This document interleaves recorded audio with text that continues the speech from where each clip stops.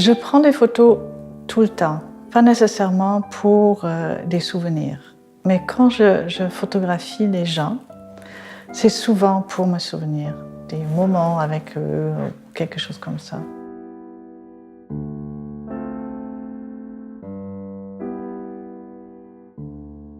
L'image de roman, pour moi, c'est pas un portrait.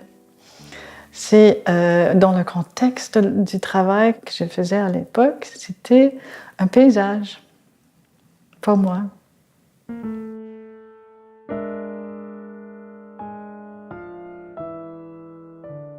Crowd, encore une fois, je suis dans un mode paysage. Les gens, on ne les regarde pas individuellement, on regarde vraiment l'ensemble. Je ne suis pas intéressée par les détails. Et le flou est une façon d'éliminer des détails. Dans mes photos, dès le début, il y avait toujours un élément de se sentir un peu en dehors de son espace habituel. La caméra est devenue aussi un outil de me sentir à l'aise avec mon environnement. Si je ne suis pas à l'aise, je prends une photo. Et ça va s'exprimer dans une façon ou l'autre. Je vais trouver la façon de raconter ce déconfort.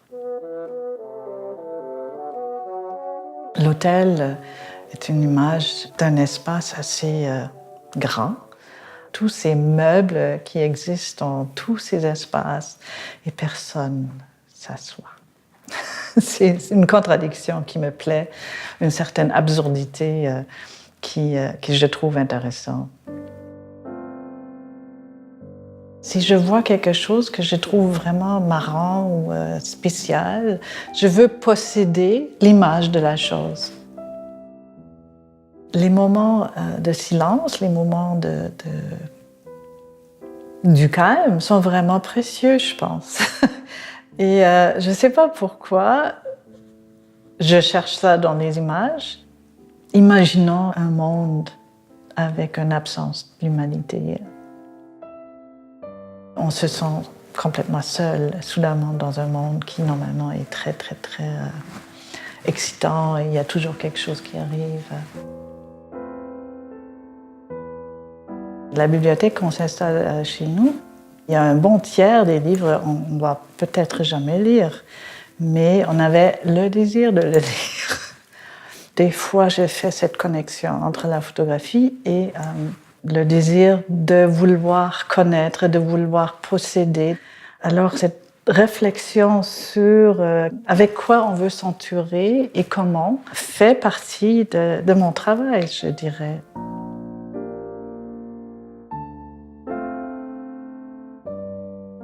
Quelqu'un comme Beckett me parle beaucoup. Cette absence complète, presque d'émotion, qui est chargée, mais chargée, comme on ne peut pas vraiment expliquer. Et c'est quelque chose, évidemment, que je cherche aussi à créer dans mes photos. S'il y a une absence complète, comment est-ce qu'on peut réinvestir une image avec beaucoup de, peut-être pas émotion, mais quelque chose qui nous parle de nous-mêmes, de l'humanité. C'est l'ancien cinéma impérial ici à Montréal. C'était un tel plaisir d'y aller voir un film juste parce que l'ambiance dans ce théâtre est vraiment vieux et en même temps on voit les films qui sont très, très actuels.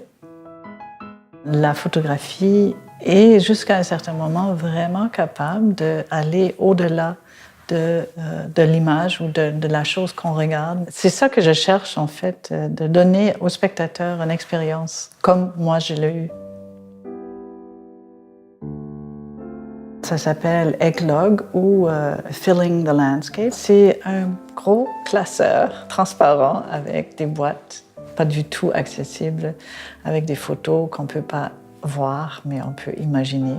Le musée a exposé l'œuvre en 1995.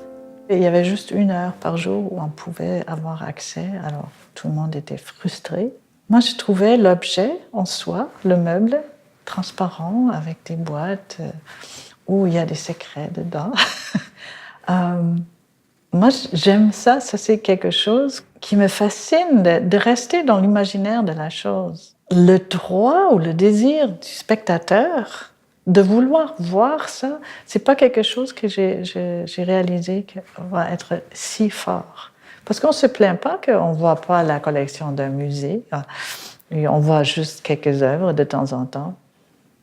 Mais là, il y avait vraiment la lutte.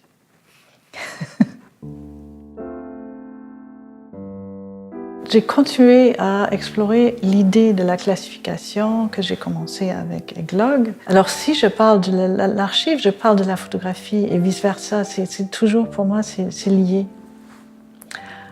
C'est la même chose avec la lecture. Si je parle de la lecture, je parle de la photographie parce que c'est une façon de voir et comprendre le monde, de comprendre tout en fait.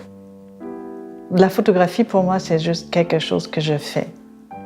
Quelque chose que je continue à faire parce que je déteste manquer une image.